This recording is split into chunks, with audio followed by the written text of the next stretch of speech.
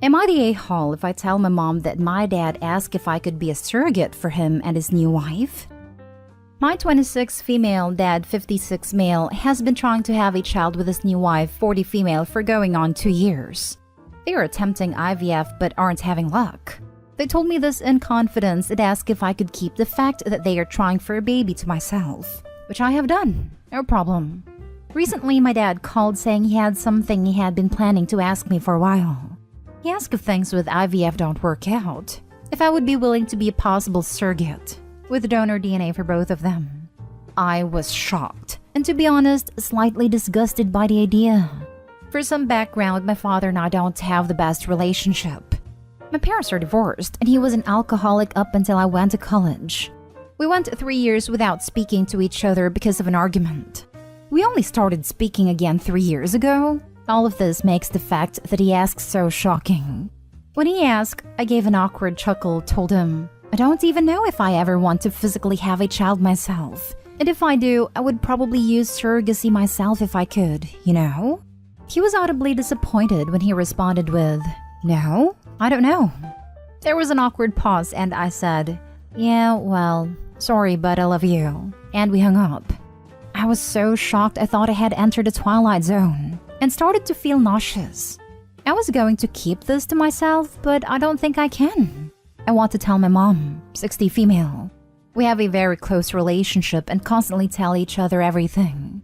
Even if this is the end of that conversation, the fact that my dad felt comfortable asking me is weirding me out. I'm slightly concerned she might attempt to off him. I would like her to put the fear of God into him so he never considers even thinking of me and surrogacy in the same sentence ever again. My dad is a selfish person. I know he didn't consider the ramifications of what being pregnant and having a child would have on me at all, even if I would not be involved with raising it. I know part of me why he asked is because he was hoping to save the money a surrogacy agency will cost. It's grossing me out that he had to have thought about me being pregnant. It's just grossing me out, and I'd like to talk to my mom about the situation. Am I the a-hole if I talked to her about this after they asked me to keep the fact they are trying to have a child a secret? It would obviously give away the fact that they are trying for a child and she would 100% yell at him, which would give away the fact that I told her. She wouldn't spread it to other people though, and I do feel like he crossed a line asking this question. Now for the top comments. Not the a-hole. I'm usually the camp of don't spill secrets, but this is a huge ask. And if you need to confide in your mom, confide in her. It's something that majorly affects you. If it eases your mind, you wouldn't even qualify to be a surrogate. No legit fertility place will allow you to be impregnated, so his attempt to get around other fees would fail. Even the places with the loosest restrictions wouldn't accept a surrogate that has never carried at least one pregnancy to term. It's the most major of requirements. I am too when it comes to secrets, which is why I'm having a difficult time of it. But yeah, the fact that he even asked is majorly affecting me. That does ease my mind. I didn't know that at all. Clearly his time spent thinking about asking me was not spent wisely enough. Thank you for letting me know.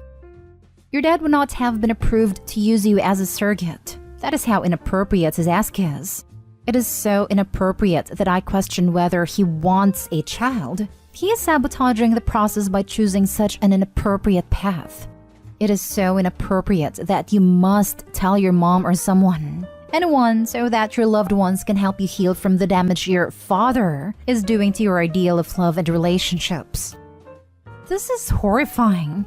Not only is that request just creepy and, I don't even know, I truly can't find the right words. Abhorrent? You need to previously have carried a child to qualify to be a surrogate anyway.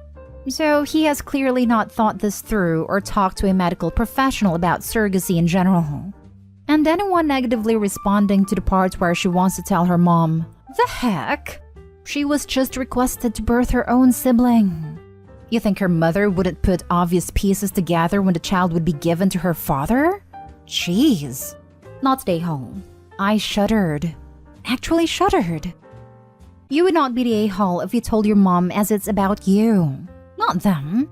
Can you imagine telling people you're carrying your dad's baby? Right? How would I explain that to literally anybody? You couldn't explain it without hearing banjos playing. Next story.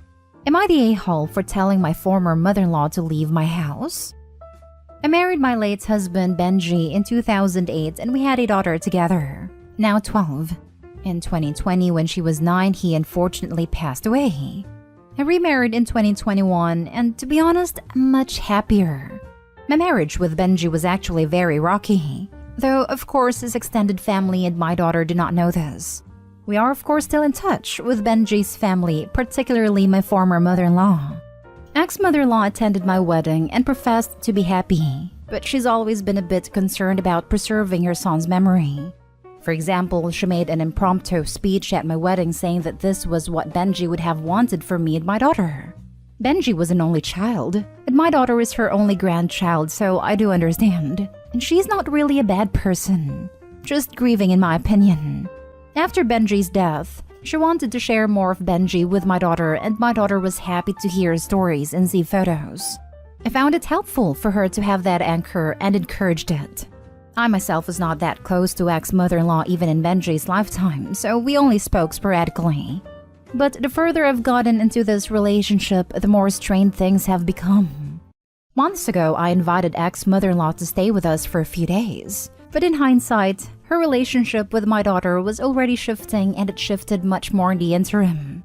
My daughter is definitely pulling away. I think it's a combination of settling in here, feeling increasingly distant from her old life, growing closer to her stepdad, and just becoming a teenager. I also think it's more about her evolving relationship with her father/grief than about ex-mother-in-law herself. Maybe she's also picked up on how much happier I am, but I sort of hope not. But ex-mother-in-law came to visit as planned. It's not gone well. She made a few subtle comments indicating she thinks I'm alienating my daughter from her biological paternal family. Which, to be fair, I did move her across the country and I do encourage her relationship with her new stepdad, but I'm also not trying to erase her dad. On the second day, my daughter said something to her grandmother like, "My parents said I could." She was using it more as a shorthand, but ex-mother-in-law snapped, "He's not your parent," and my daughter was embarrassed. I took her aside and called her out on thinking I was alienating my daughter, and reminded her she was my daughter, and also she was making her own choices. My ex-mother-in-law said my daughter was playing right into my hands, and then suggested that my significant other's closeness with my daughter was somehow suspicious. I flipped out and told her to leave my house. She stomped out, and I just know she's telling the rest of Benji's extended family how terrible and cruel I am. My daughter seemed ambivalent, but my husband thinks I was overly harsh and I should have understood that she was grieving. I feel like it's very hard for me to be unbiased, but I must admit that part of my reason for being upset at my former mother-in-law is because I want her to be happy here and have a good relationship with her stepdad. I mourn Benji too, don't get me wrong, but feel very differently about him to how my daughter feels. If it wasn't for her, I'd make very little effort to keep his memory alive or be in touch with his family at all. Not stay home. You have been very gracious about her need to keep her son's memory alive, but she's crossed a line by trying to prevent your newly blended family from moving forward, trying to prevent your daughter from seeing her stepdad as part of her family, trying to force your now pubescent daughter to stay 9 years old. She wasn't going to be interested in photo albums and repeated stories forever. And finally, suggesting, with no foundation, that your husband's affection for your daughter is somewhat unwholesome. You did the right thing. Yes, honestly, she crossed the line with that insinuation. I get that she's grieving, but that's just unacceptable. Not stay home. This is a pretty clear case of your ex-mother-in-law dismissing your parenting and disrespecting you. It's fine for her to disagree, but ultimately this is your child and not hers, and it sounds like she refused to accept that. Furthermore, the grief is her problem.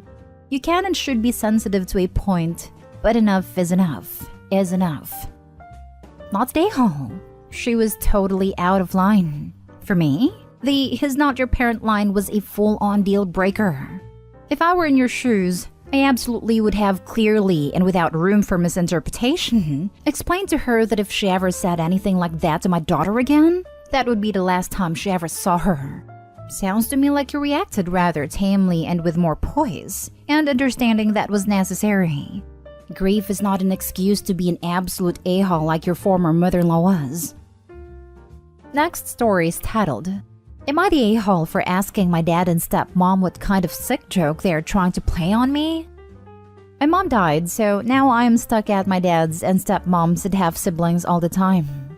My one request was that they did not make me leave my hometown so that I could be by her grave.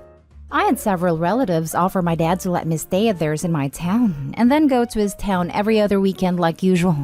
That way, I could be close to mom, and commute to school would be shorter. He said no, and his wife, who has no parenting rights to me, decided she had a say, and they both forced me to go live there forever. I have been keeping myself busy with school, tennis, and friends to avoid being at my dad's, and to keep myself busy in order to not think about my mom all the time. I have no desire or want to be around their perfect family with no dead main characters, nor do I want to be around people who didn't love my mom or care that she's dead. It was her birthday Sunday, and I had plans to stay in bed. But my dad and stepmom decided to be disrespectful and try and celebrate her birthday with me, and tried to go to her grave with me. I was furious at them both, and asked them what kind of sick joke they were trying to play on me. I told my dad to stop acting like he gave the slightest crap about my mom when he divorced her. I asked my stepmom what rights she thinks she has to my mom, and asked if she wants to go piss on my mom's grave to show that she is a winner or something. My dad yelled at me because my stepmom cried. So I wanted to know if I was actually an a-hole, or if it was my dad putting my last again. Edit. I'm going to ask my dad and stepmom a list of 30 questions I have made that my mom and her extended family and my friends know about me. If they can answer, I will be convinced that they do know me and do care about me, and then will believe that they didn't act in order to mock and spite my mom. If they can't answer, it's proof that they don't know me and then don't care about me. If they don't care and love me, how could they possibly respect my mother? If it's the former, I will try harder to work with them. If not, I'll look out for myself. Now for the comments. I kinda need some more information because it seems to me they are trying to support you in your grief and not meant to mock you. Then yeah, you might be an a-hole, albeit an understandable one. Maybe they want you to join their family and help you with the pain of your mom's loss. She has only been dead for 2 months. I already told them that they have nothing to do with my mom because it's not like they did when she was alive. So them doing this was completely against my wishes, and I was blindsided because they know this. You would probably benefit from grief counseling followed by family counseling when you are mentally and emotionally ready. I'm sorry for your loss, OP. I think currently no one is an a-hole, but this is a situation that requires individual therapy, communication, and mutual respect.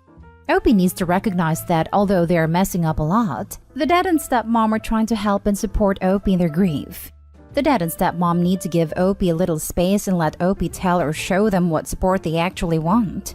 Opie needs therapy to help them process their grief in a healthy way, since it feels like Opie's lashing out at the dad and stepmom for having what Opie wishes they still had.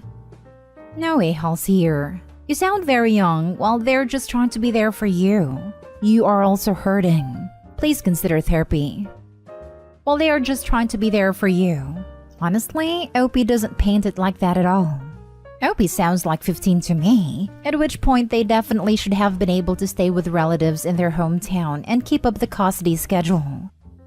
Remember, you were reading this from the Opie's point of view.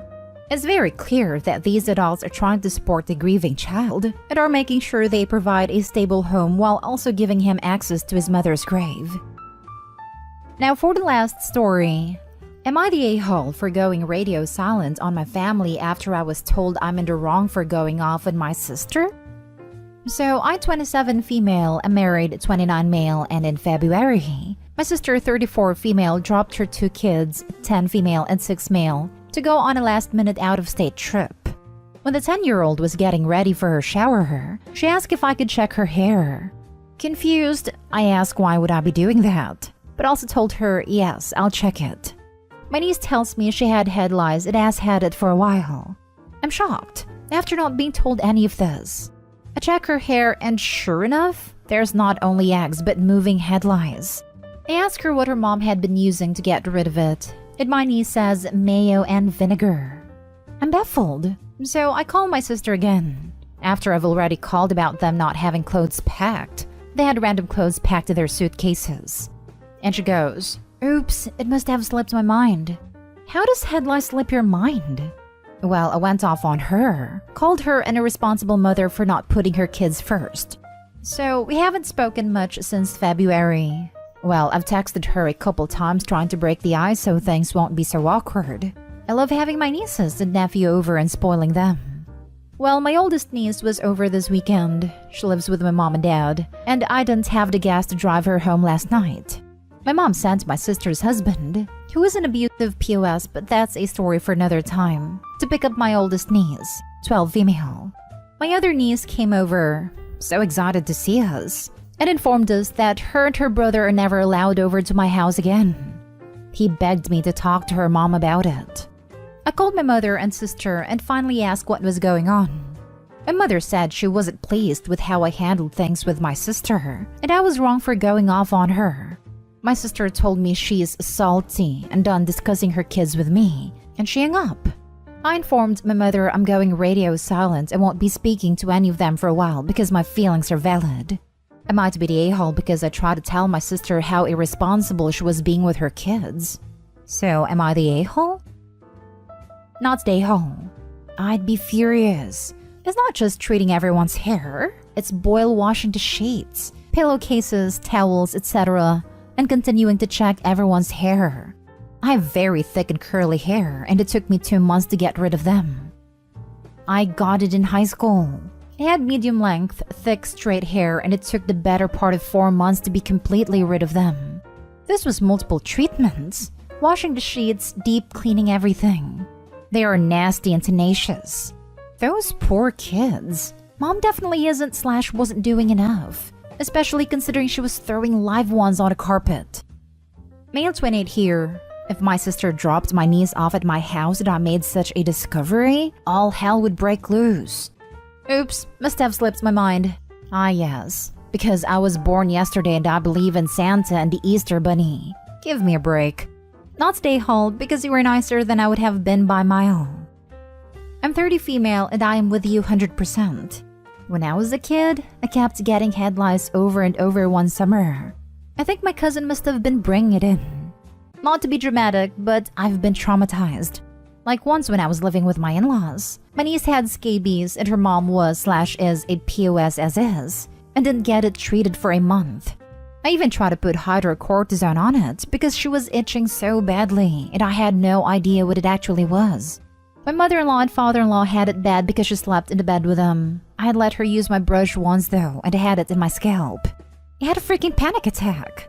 But yeah, needless to say, I would have slapped off had I been OP, especially since I have a little girl myself with a very long hair. No OP, you're not a-hole at all. Your sister and mom are though.